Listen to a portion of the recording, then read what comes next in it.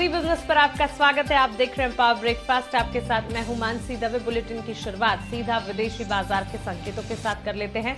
सबसे पहले SGX Nifty आप देखिए सपाट यहां पर कामकाज देखने को मिल रहा है। आज के सत्र में 11,150 के इर्द गिर्द ट्रेड आप देखेंगे। वहीं जापान के बाजार निक्केई में 0.25% की गिरावट फिलहाल देखने को मिल रही है। साथ ही आपको बता दें बीती रात यूएस बाजार में आखिरी घंटे में ऊपरी स्तरों से करीब 200 अंक फिसलने के बाद डाउ जोन्स 160 अंक चढ़कर बंद जरूर हुआ, लेकिन नैस्डैक में हमने कमजोरी ही देखी है। विदेशी बाजार के संकेत विस्तार से समझ लेते हैं, कोरोना का अपडेट भी जान लेते हैं और उसके बाद जी बिजनेस की मैनेजिंग एडिटर अनिल सिंह भी हमारे साथ जुड़ेंगे, जिनसे आज के लिए उनकी पहली रणनीति जानेंगे।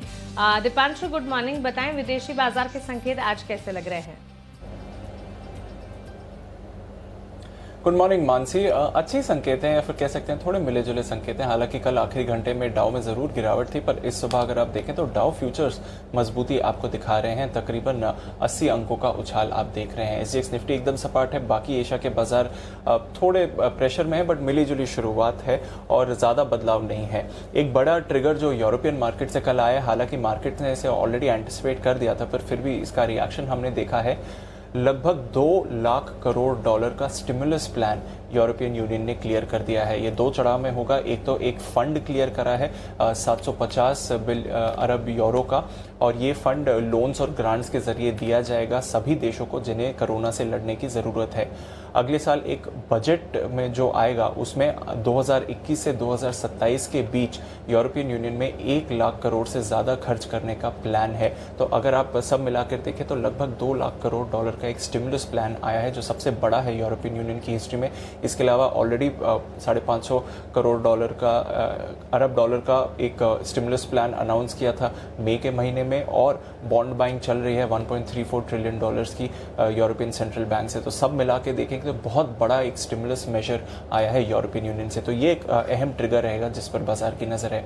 इसके अलावा अगर कल अमेरिकी बाजारों में एक्शन देखें तो फिर से एक रेंज में ट्रेड हुआ था। हालांकि थोड़ी बड़ी रेंज थी डाउ के ट्रेड में। आखिरी घंटे में थोड़ी बिकवाली जरूर हमें देखने को मिली है और आईटी शेयर्स में थोड़ा रोटेशन कल होते हुए देखा है।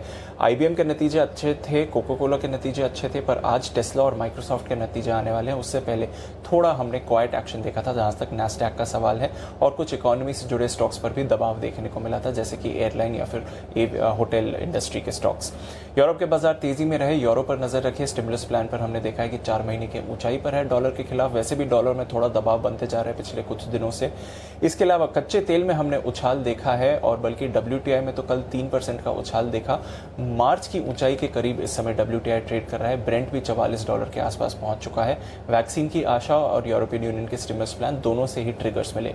गोल्ड, यहां पर आपने फिर से खरीदारी देखी है। 1850 के करीब इंटरनेशनल मार्केट्स में हमने गोल्ड को आते हुए देखा है, जो कि इसकी 9 साल की ऊंचाई का स्तर है। और चांदी में भी जबरदस्त खरीदारी देख रहे हैं। भारतीय मार्केट्स में भी हमने चांदी में अच्छा तेजी देखी, और ऑफकोर्स रिकॉर्ड हाई तो बना है गोल्ड में। बिल्कुल। और दीपांशु, साथ ही देश और दुनिया में कोरोना के आंकड़े क्या बयान कर रहे हैं? कोरोना के आंकड़ों की बात करें तो सबसे पहले जो ट्रम्प साहब का बयान है वहां पर नजर डालनी पड़ेगी, क्योंकि अभी तक जो ट्रम्प साहब का के स्टेटमेंट्स हैं जब से कोरोना संक्रमण शुरू हुआ है कि ये ज़्यादा बड़ी परेशानी नहीं है और ये कंट्रोल में आ जाएगी। लॉकडाउन के समय पे वो कहते रहे कि वैक्सीन जल्दी मिल जाएगी, जल्दी हम अनलॉक कर देंगे, कभी भी मास्क के साथ नहीं देखे गए। पर पिछले 2-3 हफ्तों में अगर ट्रम्प साहब का भी जो एटीट्यूड या अप्रोच देखें तो वहाँ पर भी आप चेंज आते हुए देख रहे हैं। अब वो मास्क को एंडोर्स कर रहे हैं, वो कह रहे हैं लोगों से कि मास्क पहनिए। खुद भी अब वो पब्लिक में मास्क के साथ दिख रहे हैं। और साथ ही कल उन्होंने कहा कि कोरोना वायरस का जो प्रकोप है वो बेहतर होने से पहले और खराब हो सकता है यूएस में। उन्होंने कहा कि इस समय एक और लॉकडाउन लाने का कोई प्लान नहीं है, पर कोरोना का संकट काफ़ी राज्यों में काफ़ी गंभीर दिख रहा है। और फ्लोरिडा का उन्होंने एग्जाम्पल भी लिया जहाँ पर काफ़ी परेशानियाँ हैं। हालांकि उन्होंने आशा भी जताई कि कोरोना की वैक्सीन जल्द से जल्द मिलने की संभावना है। इसके अलावा अगर आप आंकड़ों की बात करें तो अब 1.5 करोड़ से ज़्यादा लोग प्रभावित हैं कोरोना से। कल लगभग 2,38,000 मामले सामने आए और 5,600 की मौत हुई। यूएस में 67,000 मामले सामने आए और 1100 की मौत हुई। और जून के बाद पहली बार हम देख रहे हैं कि 1,000 से ज़्यादा के लोगों की मौत हुई है एक दिन में। भारत में भी एक बार फिर 39,000 मामले सामने आए, 671 लोगों की मौत हुई है और अब 12 लाख से करीब भारत में लोग संक्रमित हैं। तो चिंता की बात ज़रूर है जिस तरह से कोरोना फैल रहा है। बिल्कुल दीपांशु, शुक्रिया ये तमाम जानकारी के लिए और हमारे साथ जुड़ने के लिए। तो कोरोना के आंकड़े और चिंता की बात जरूर है, लेकिन वैक्सीन से जुड़ी भी खबरें लगातार आती हुई देखने को मिल रही है। साथ ही विदेशी बाजार के संकेत आप मिले जुले कह सकते हैं। 11,163 के इर्द गिर्द यहाँ पर एसजेएक्स निफ्टी में ट्रेड होता हुआ और हांगकांग के बाजार करीब 66 अंकों की गिरावट फिलहाल देख रहे हैं। लेकिन आगे बढ़ते और देख लेते हैं कि कल के कारोबारी सत्र में संस्थागत निवेशकों ने क्या किया। एफआईएस डीआईएस का एक्शन एक बार देखिए। एफआईएस ने कैश मार्केट में फिलहाल 2,266 करोड़ की खरीदारी की है, वहीं डीआईएस ने कैश मार्केट में 727 करोड़ की बिकवाली की है। साथ ही वायदा बाजार में एफआईएस की तरफ से 1013 करोड़ की खरीदारी आती हुई देखने को मिली है। तो क्लियरली कैश मार्केट में और वायदा बाजार में दोनों में ही एफआईएस ने खरीदारी की है। अब सीधा रुख करते हैं हमारे स्पेशल सेगमेंट का, जहां हम रोज बात करते हैं जी बिजनेस के मैनेजिंग एडिटर आनंद सिंघवी से।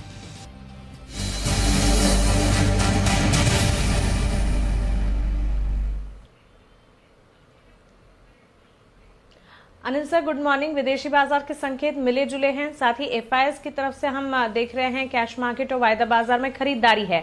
इन आंकड़ों को कैसे समझे भारतीय बाजार के लिए? आज की पहली रणनीति क्या होगी? Good morning Mansi. एफआईएस की खरीदारी तो बेहद दमदार है।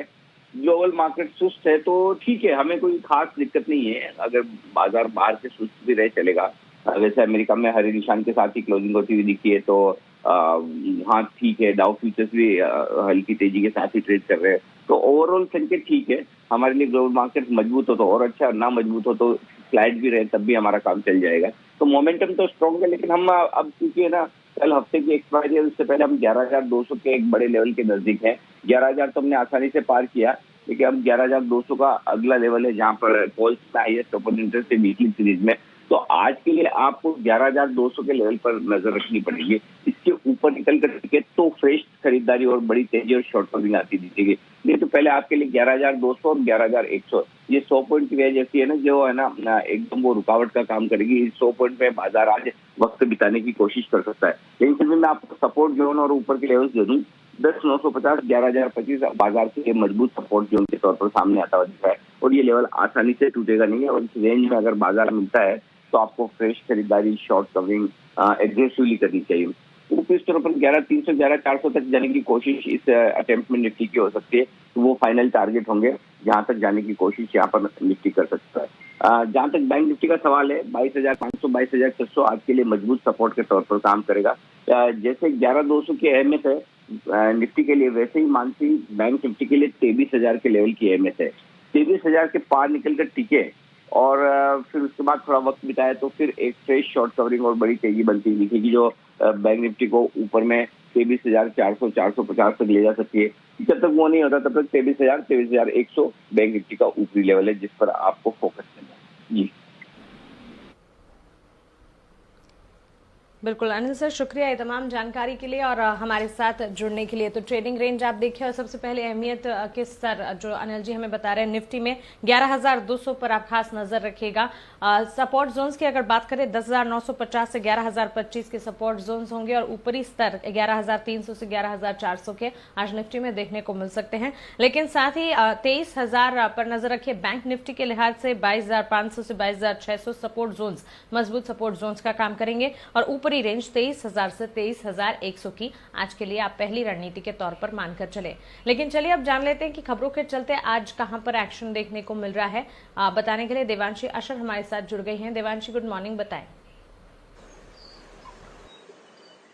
Good morning Mansi. आज सबसे पहले नतीजे से शुरुआत कर लेते हैं। आज देखिए एचयूएल के नतीजे जो आते हुए दिख रहे थे अनुमान से काफी बेहतर थे, और जैसे कि हमने आपको कहा कि जीएसके के चलते यहाँ पे जो सरप्राइजिंग एलिमेंट है वो आता हुआ दिखेगा। और अब जैसे कि देख रहे हैं कि जीएसके के चलते जो वॉल्यूम ग्रोथ है वो भी पॉजिटिव था, लेकिन बिना जीएसके आप देखिए जो वॉल्यूम ग्रोथ है वो -8% पर आती हुई दिखी है पिछले साल के 5% की कंपेरिजन में। इसके अलावा जो मार्जिन और कामकाजी मुनाफा है वो भी अनुमान से बेहतर आते हुए दिखे।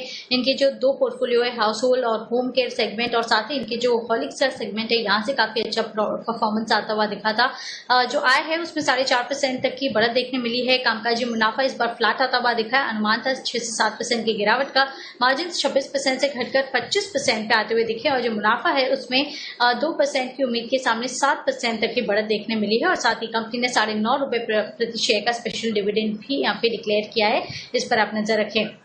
एक्सिस बैंक ये भी अनुमान से बेहतर नतीजे आते हुए दिखे हैं, लेकिन जो मुनाफा है उसमें प्रोविजंस के चलते थोड़ी सी गिरावट देखने मिली है। ब्याज से आय 20% तक बढ़ती हुई दिखी है। साथ ही इनके जो प्रोविजंस है इसमें अतिरिक्त 730 करोड़ के प्रोविजंस इस तिमाही में कंपनी ने किए, बैंक ने किए हैं कोविड के चलते। और साथ ही इनकी जो एसेट क्वालिटी है उसमें सुधार देखने मिला है। जो मुनाफा है उसमें 19% तक की गिरावट देखने मिली है।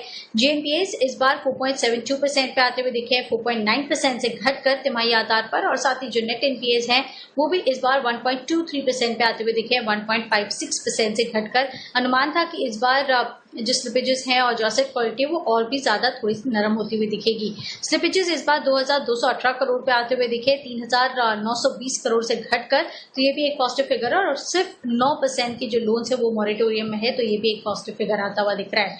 आज के दिन रेलवे और इंफ्रा स्टॉक्स पर आप नजर रखें, क्योंकि 109 रूट्स पर निजी ट्रेन चलाने को लेकर कल पहली प्री बिड मीटिंग होती हुई दिखी थी। कई कंपनी सामने आती हुई दिखी है, जिसमें IRCTC, BHEL, rights, Bharat forge, Bombardier, GMR group, साथ ही गेटवे रेलवे और वेदांता जैसी कंपनीज हैं जो सामने आते हुए दिखे हैं, उन्होंने भी बिड किया था। साथ ही फार्मा कंपनीज आज फोकस में रहेंगी। API और मेडिकल डिवाइसेस के लिए इंसेंटिव स्कीम का नोटिफिकेशन जारी हो चुका है सरकार की तरफ से। 53 दवाएं हैं जहां पे API देश में बनाने के लिए सरकार करीब 6,950 करोड़ रुपए का इंसेंटिव देगी और मेडिकल डिवाइसेस बनाने के लिए भी करीब 3,500 करोड़ के इंसेंटिव्स मिलते हुए दिखेंगे। तो इसके चलते ये दोनों सेक्टर्स पर आप नजर रखें। इंडियन होटल्स EL होटल्स में बचा हुआ जो 14.25% का हिस्सा है वो कंपनी खरीदती हुई दिखेगी। 31 दिसंबर तक सी रॉक होटल साइट में इस कंपनी में 100% लीज होल्ड ओनरशिप कंपनी की तरफ से आती हुई दिखेगी। साथ ही डिशमैन काबोजेन पर नजर रखें, जहां पे राकेश झुंझुनवाला और रेखा झुंझुनवाला ने करीब 1.5% हिस्सेदारी खरीदी। कुल मिलाकर 3.18% हिस्सेदारी इन्होंने खरीदी है। फंड एक्शन पर नजर रखेंगे। कार्बोरेंडम यूनिवर्सल में फंड एक्शन होता हुआ दिखा है, जहां पे Kotak funds India mid cap fund ने करीब 11.5 लाख शेयर्स खरीदे हैं 235 रुपीज प्रति शेयर के भाव पर। और स्मॉल कैप वर्ल्ड फंड ने करीब 35 लाख शेयर्स बेचे हैं 235 रुपीज प्रति शेयर के भाव पर। तो इसके चलते आज यहाँ पर भी नजर आएगी। ओके, देवांशी शुक्रिया ये तमाम डिटेल्स के लिए। सरकार ने चीन और दूसरे देशों पर दवाओं और मेडिकल उपकरणों की निर्भरता कम करने के लिए प्रोत्साहन योजना का नोटिफिकेशन जारी कर दिया है। इस स्कीम के जरिए घरेलू बाजार में उत्पादन पर कंपनियों को सरकार वित्तीय मदद देगी। स्कीम की पूरी जानकारी लेकर हमारे संवाददाता ब्रजेश मिश्रा हमारे साथ जुड़ गए हैं। ब्रजेश जी, गुड मॉर्निंग। क्या है ये पूरी स्कीम, जानकारी क्या है और साथ ही घरेलू कंपनियों को कितना फायदा, कितने मौके बनते हुए दिखेंगे? बिल्कुल मानसी, सरकार ने मार्च में इस बात का ऐलान किया था कि चीन और दूसरे देशों से जो दवाएं आती हैं, साथ ही जो मेडिकल डिवाइसेस आते हैं, उन पर निर्भरता कम करने के लिए किस तरह से स्कीम बनाई जाए ताकि देश में ही जो है दवाओं के रॉ मटेरियल तैयार हो सकें, मेडिकल डिवाइसेस तैयार हो सकें। तो उसके लिए जो स्कीम का पूरा खाका कैबिनेट ने मार्च में मंजूर किया था, उसको अब नोटिफिकेशन उसका जारी हो गया है। इसका मतलब ये है कि अब वो स्कीम अमल में आनी शुरू हो जाएगी। तो अगर देखें तो कुल 53 रॉ मटेरियल की पहचान की गई थी, जो कि बहुत क्रिटिकल हैं, जिनके लिए भारत बहुत ज़्यादा चीन पर या दूसरे देशों पर निर्भर है। तो ऐसी 53 दवाओं के लिए, जिसमें से 26 दवाओं के रॉ मटेरियल के लिए, जिसमें कि 26 फर्मेंटेशन बेस्ड हैं और 27 जो है वो केमिकल प्रोसेस से तैयार होने वाले रॉ मटेरियल हैं। तो इन 53 रॉ मटेरियल के लिए जो है 6,940 करोड़ रुपए की इंसेंटिव स्कीम दी गई थी, जिसमें ये था कि जिस हिसाब से कंपनियां प्रोडक्शन करेंगी और सेल्स करेंगी, उसी के ऊपर जो है सरकार उनको इंसेंटिव देगी। और ये एक टाइम पीरियड में दिया जाना था ये इंसेंटिव, जैसे कि 2020-21 से शुरू होकर के 2029-30 तक कंपनियों को इंसेंटिव मिलेगा। इसमें मुख्य तौर पर एंटीबायोटिक और विटामिन और साथ ही दूसरी और ज़रूरी दवाओं के रॉ मटेरियल जो इस लिस्ट में शामिल थे। इसके लिए कंडीशन ये रखी गई है कि पूरी तरह से प्रोजेक्ट जो है वो ग्रीनफील्ड लगाना होगा, यानी नए किस्म का निवेश होगा, वहीं पर जो है आपको इसके लिए इंसेंटिव मिलेगा। ऐसा नहीं कि पुराने प्रोडक्शन पे आप इंसेंटिव ले लें, तो ये नहीं होगा। बेस ईयर जो होगा 2020-19 का होगा और इसके लिए कम से कम 20 करोड़ से लेकर के 400 करोड़ रुपए तक के निवेश की शर्त जो है सरकार ने रखी है। ये एपीआईज की बात हुई। इसी तरह से मेडिकल डिवाइसेस के लिए भी जो है सरकार ने स्कीम बनाई है, जहां पर कैंसर और दूसरी जो ज़रूरी इक्विपमेंट होते हैं बीमारियों के पहचानने के लिए, तो उनके लिए भी जो है 3,420 करोड़ की इंसेंटिव स्कीम होगी। इसके अलावा बल्क ड्रग पार्क के लिए तीन बल्क ड्रग पार्क के लिए 3,000 करोड़ रुपए का इंसेंटिव दिया जाएगा। ये राज्यों को चुनना होगा कि वो कहां पर वो बल्क ड्रग पार्क लाना चाहते हैं। इसी तरह से मेडिकल डिवाइसेस के लिए भी राज्यों की ओर से ही स्कीम आएगी कि उनको कहां पर बनाना है, और उसके बाद एक कमेटी फैसला लेगी और उसके बाद इनके ये पूरा प्रोसेस आगे बढ़ेगा। बिल्कुल ब्रजेश जी, शुक्रिया ये तमाम जानकारी के लिए, हमारे साथ जुड़ने के लिए। तो आत्मनिर्भर भारत की तरफ एक और कदम, और इसके चलते आप देखिए फार्मा स्पेस में आज एक मूवमेंट देखने को मिल सकती है।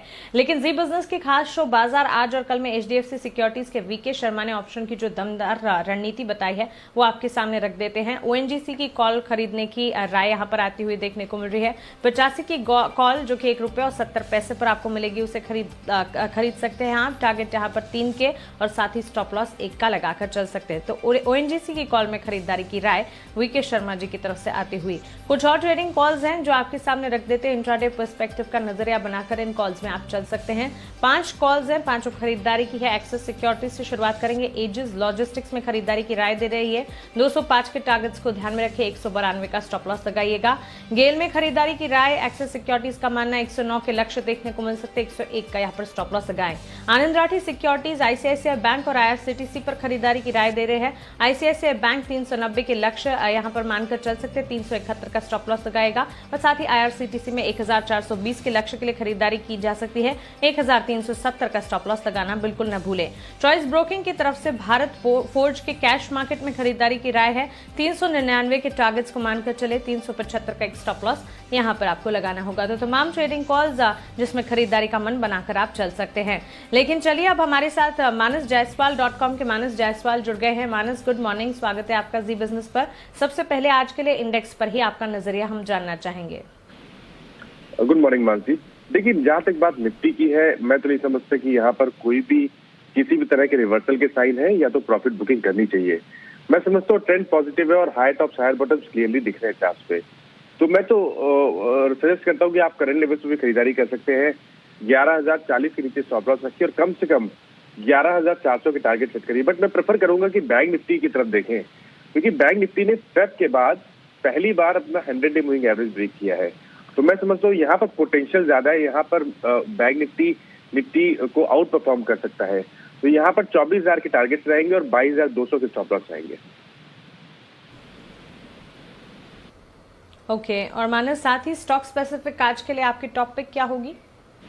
मानसी, 2 रिकमेंडेशन है। पहला आयशर मोटर्स पे, क्योंकि यहाँ पर बहुत ही क्लियर पैटर्न दिखता है हाई टॉप्स हायर बॉटम्स का। कल रेजिस्टेंस ब्रेक हुआ है 19,800 का।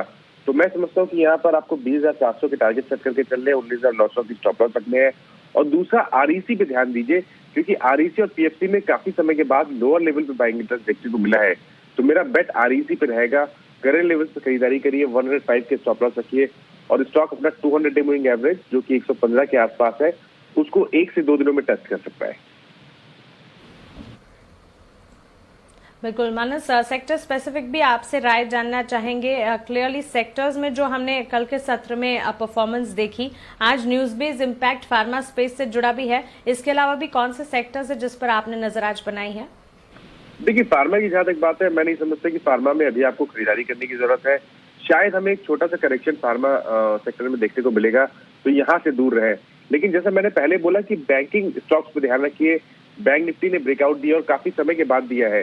तो प्राइवेट बैंकिंग में मैं समझता हूँ एक्सिस बैंक और आईसीआईसीआई बैंक, इन दोनों स्टॉक पे ध्यान दीजिए। प्रेफर मैं करूंगा आईसीआईसीआई बैंक पे बैठ लेना, क्योंकि यहाँ पर भी हमें कल ब्रेकआउट देखने को मिला है और पैटर्न को देख के लगता है कि स्टॉक अब अपना 200 डे मूविंग एवरेज जो कि 410 के आसपास है उसको टेस्ट करेगा। तो 30 रुपए का मूव मिलेगा, यहाँ से खरीदारी करें। 364 का स्टॉप लॉस रखें।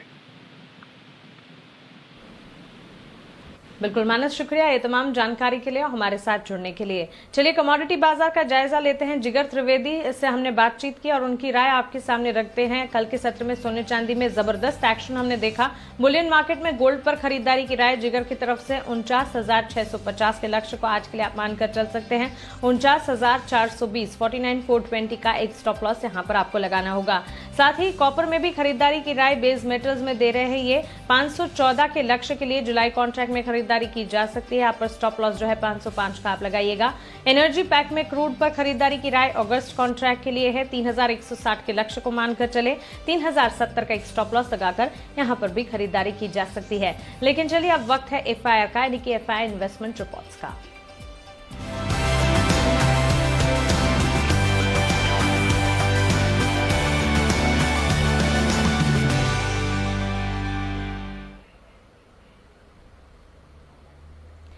ब्रोकरेज रिपोर्ट्स लेकर आशीष चतुर्वेदी हमारे साथ जुड़ गए हैं। आशीष, गुड मॉर्निंग, बताएं।